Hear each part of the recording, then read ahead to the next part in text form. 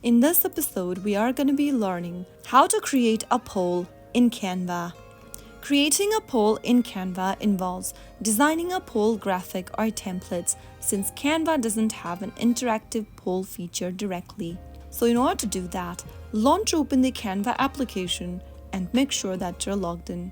From the homepage of Canva, go ahead and click on the plus button at the bottom of the screen to create a new design. Now from the templates available on the screen, select custom size or choose a templates like Instagram post or presentations from the list. I'm just gonna open up a white background or canvas. After you do that, you are inside this designing page. Go ahead and tap on the elements button at the bottom, and within the elements option, look for polls. You can also browse through the categories and select polls and quizzes option. Now, from the templates, choose the type of polls and quizzes you'd like to add. You can browse through the category and choose one of the design. Now you will be able to add a pre-made poll style on your screen. You can now edit the poll by tapping the edit button at the bottom left, add a text box and type of title for your poll. You can edit any text, add relevant icons, images, or backgrounds to make the poll visually appealing.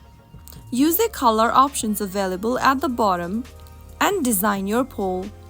You can play around with fonts, edit your header, add options for your polls.